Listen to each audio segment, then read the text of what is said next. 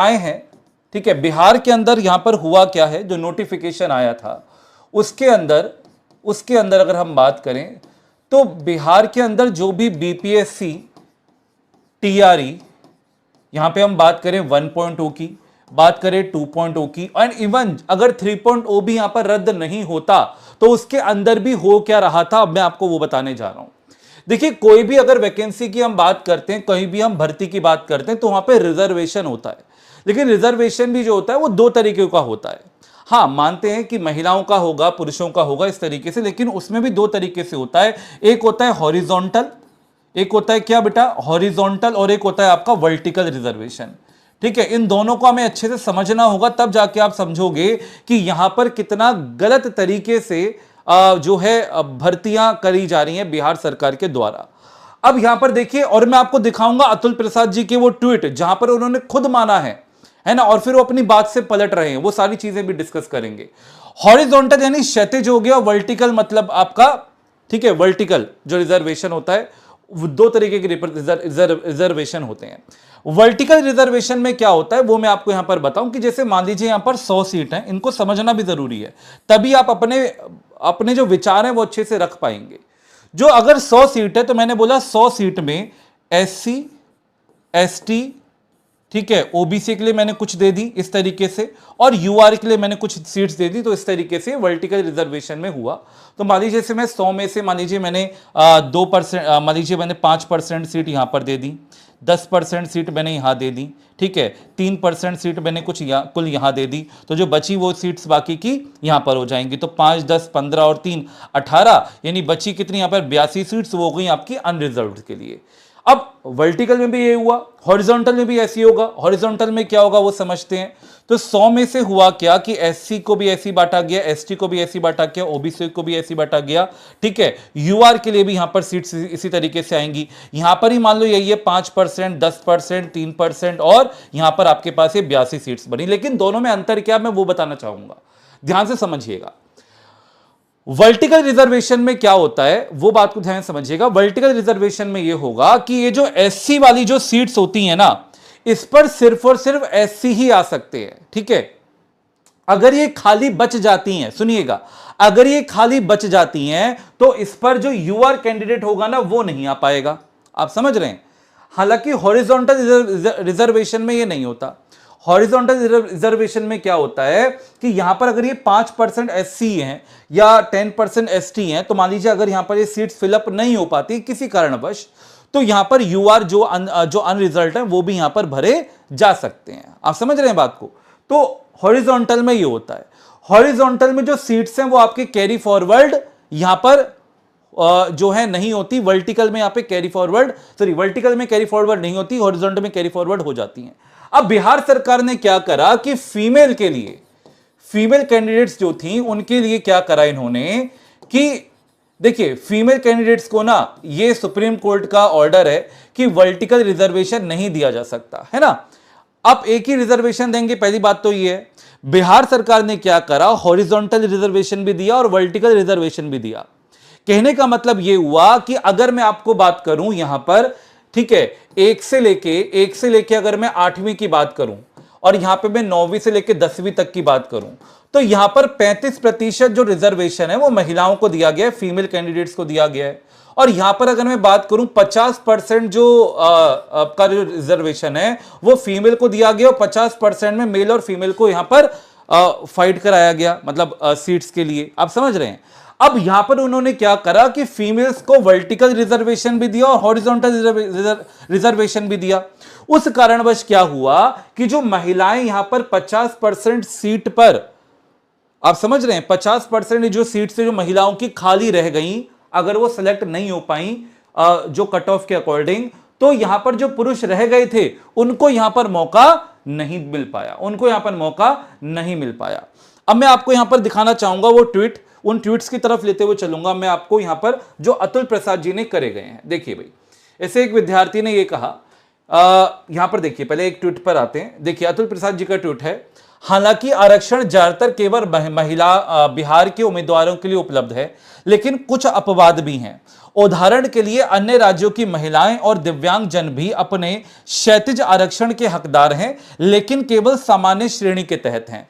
तो क्या क्षैतिज आरक्षण के हकदार हैं, और वो भी केवल दिव्यांगजन और महिलाओं की मैं बात कर रहा हूं। और होता भी ये है कि फिजिकली हैंडीकैप और फीमेल्स के लिए जो आरक्षण होता है वो आपका सिर्फ हॉरिजॉन्टल होता है, यानी क्षैतिज होता है। कैसा होता है? क्षैतिज होता है। आप उसको वर्टिकल नहीं रख सकते। ये सुप्रीम कोर्ट की वर्डिक्ट्स हैं, है ना, सुप्रीम कोर्ट का ये आदेश है कि आप नहीं रख सकते। अब अगर रख देंगे तो फिर वो गलत होगा। वो पूरी की पूरी जो वैकेंसी है ना, वो जो आपने जो भर्ती की है, वो पूरी की पूरी भर्ती गलत है।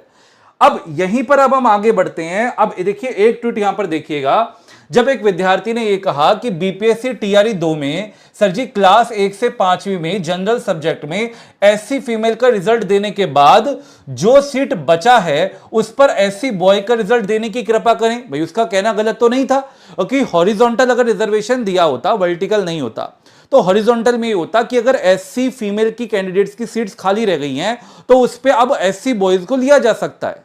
आप समझ रहे हैं?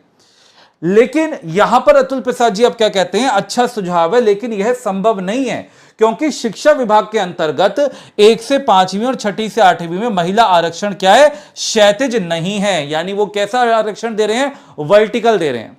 यानी आपने यहां हॉरिजॉन्टल भी आरक्षण दे दिया, वर्टिकल भी दे दिया।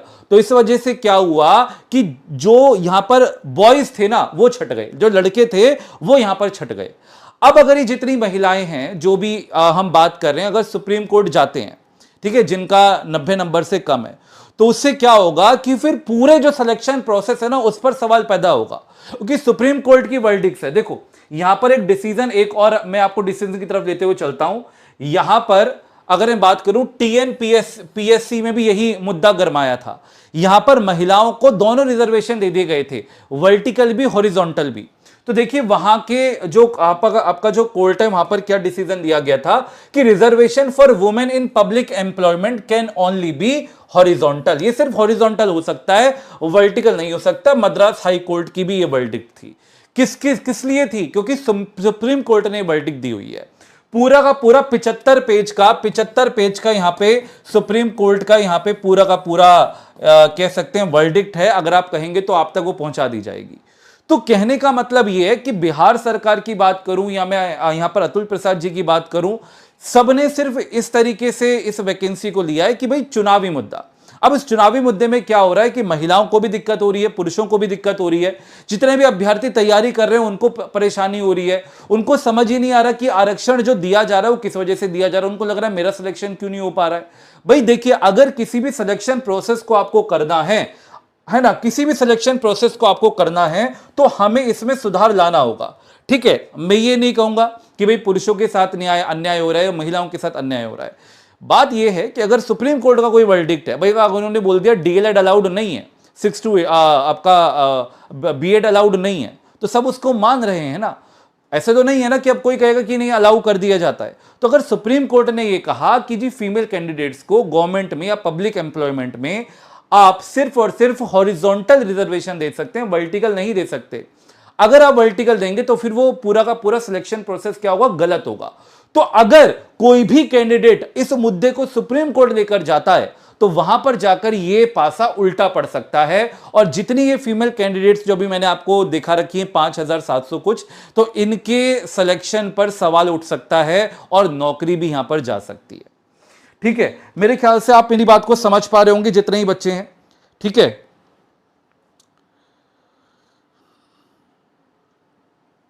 ठीक, आप लोग क्या कह पा रहे हो? मतलब मैं देखो मैंने आप लोगों से यही बोला कि एक ऐसा मुद्दा है जिसके ऊपर कोई बात नहीं करेगा, लेकिन अब मैं आप लोगों से एक बात कहना चाहूंगा कि बीपीएससी टीआरई 3.0, बीपीएससी टीआरई 3.0, देखो इस बात को समझो, बीपीएससी टीआरई 3.0 और 4.0 में, ठीक है, according to Supreme Court verdict, हमारा ये नारा होना चाहिए और हमारी ये डिमांड होनी चाहिए बिहार सरकार से कि यहां पर जो रिजर्वेशन है वो सुप्रीम कोर्ट के अकॉर्डिंग दिया जाए।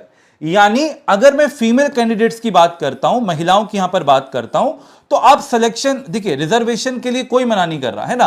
अब जैसे अगर यहां पे 50% दो, 35% दो, 80% दो, आपके ऊपर है। लेकिन अगर यहां रिजर्वेशन दिया जा रहा है तो आप यहां पे रिजर्वेशन दीजिए सिर्फ और सिर्फ हॉरिजॉन्टल। इससे पता है क्या हो रहा है, इससे नुकसान हो रहा है, इससे हर एक अभ्यर्थी को नुकसान हो रहा है। ऐसा नहीं है महिलाओं को फायदा हो जाएगा इससे, नहीं, ऐसा नहीं है।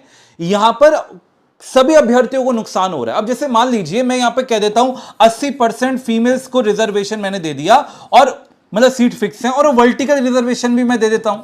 अब वर्टिकल देने का मतलब आप समझ रहे हो कि मेरे को 100 में से 80 महिलाओं को चुनना ही चुनना है, और अगर वो कट ऑफ को क्लियर नहीं कर पाती हैं, वो सीट्स खाली रह जाती हैं, तो फिर ये लोग क्या करेंगे, उस सीट्स को खाली छोड़ देंगे, उस सीट्स को खाली छोड़ देंगे, उस पर बॉयज को सेलेक्ट नहीं किया जा सकता। फिर अगला टीआरई निकालेंगे और वाहवाही बटोरेंगे। मेरा सिर्फ यह कहना है कि ये सीट्स जो खाली रह जा रही हैं, क्यों रह जा रही हैं, इस पर कोई मुद्दे के ऊपर बात नहीं करना चाहता। सिर्फ हम ये कहते हैं कि अगला टीआरई 5.2 आएगा, अगला टीआरई 6.2 आएगा। अरे विद्यार्थी पढ़ पढ़ के, मेहनत कर करके, बैच ले लेके सिर्फ क्या करेगा, बस यही करता रह जाएगा क्या? पूरी जिंदगी इसी में बिता देगा क्या? तो जब तक सिलेक्शन प्रोसेस ही सही से नहीं होगा, तब तक ना तो सिलेक्शन होगा किसी का, मुद्दे की बात सुन लीजिए, ना तो होगा सिलेक्शन किसी का, और यहां पर बस सरकार आएगी, अपना चुनाव में ये जो है वैकेंसी लेकर आएगी और अपने वोट बटोर के ले जाएगी। तो आपकी सिर्फ और सिर्फ अब एक डिमांड होनी चाहिए कि बीपीएससी टीआरई 3.0 या फिर 4.0 सिलेक्शन प्रोसेस जो है वो निष्पक्ष रूप से होना चाहिए। आप फीमेल कैंडिडेट्स को सिर्फ हॉरिजॉन्टल रिजर्वेशन दीजिए। उस वजह से क्या हो रहा है कि जो सीट्स है वो खाली छूट जा रही हैं। जो बॉयज कैंडिडेट्स हैं, जहां पे जितने भी बॉयज कैंडिडेट्स हैं जो यहां पर एलिजिबल हो सकते थे, वो यहां पर मात खा रहे हैं।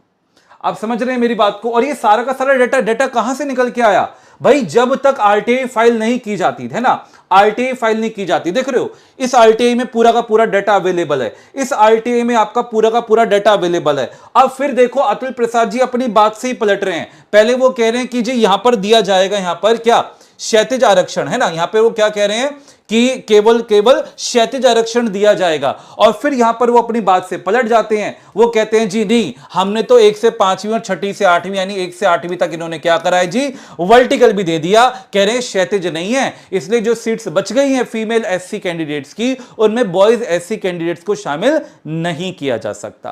तो यही तो सारा का सारा मुद्दा है, और इस मुद्दे के ऊपर कोई बात करना नहीं चाहता। अगर आप लोगों को आवाज उठानी है, अगर आप लोगों को आवाज उठानी है, आप भावी शिक्षक हैं, है ना, आप आगे चल के इस देश को भी चलाएंगे, तो आपको इस मुद्दे के ऊपर आवाज उठानी होगी, आपको सिलेक्शन प्रोसेस के ऊपर आवाज उठानी होगी, क्योंकि जब तक ये ठीक नहीं होगा आप सिर्फ मेहनत करते रह जाएंगे, आपका सिलेक्शन नहीं होगा। आप लिख कर ले लीजिए, सिलेक्शन नहीं होगा। इसी वजह से कट ऑफ जो हो रही है इतनी आसमान छू रही है, ठीक है, और फिर भी सिलेक्शन नहीं हो पा रहा है। समझ रहे हो बात को? समझ रहे हो बात को? आपका क्या कहना है? मैं देखता हूं, ये सही बात है, कुछ दिन में इस पर ऑर्डर आ जाएगा जी। इंदौर पीछे के चक्कर में ही मेरा सिलेक्शन नहीं हुआ। चलो ठीक है,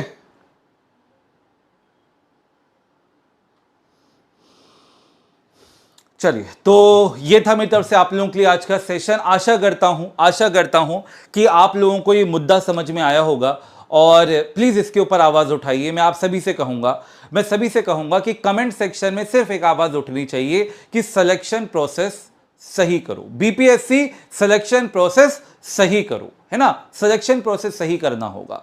ठीक है, सभी को यह आवाज उठानी होगी, वरना होगा क्या ना कि अगर यह मामला सुप्रीम कोर्ट चला जाता है तो जितने भी भर्तियां हुई हैं ना, ये सारी की सारी भर्तियां अटकेंगी। परेशान कौन हो गया? अभ्यर्थी, कैंडिडेट परेशान होगा, स्टूडेंट परेशान होगा, ठीक है, उसके माता पिता, उसके घर वाले, रिश्तेदार परेशान होंगे। यहां पे बिहार सरकार को कोई फर्क नहीं पड़ेगा।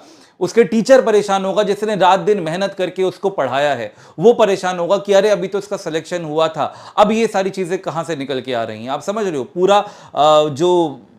पूरा कहते हैं ना, जो भी उससे जुड़ा होता है, हर कोई व्यक्ति वो परेशान होगा। लेकिन सिर्फ फर्क किसको नहीं पड़ेगा? बिहार सरकार को। और अतुल प्रसाद जी तो खैर अब जा ही चुके हैं, जो भी उनको करना था। लेकिन अब अगर आपने इसके ऊपर आवाज नहीं उठाई तो अब मानकर चलिए सीट्स ऐसे ही खाली जाती रहेंगी, और सिलेक्शन जो है यहां पर कोई और ले जाएगा जो इसका हकदार नहीं होगा। जय हिंद, जय भारत, नमस्कार। आप सभी का दिन बहुत बहुत शुभ हो।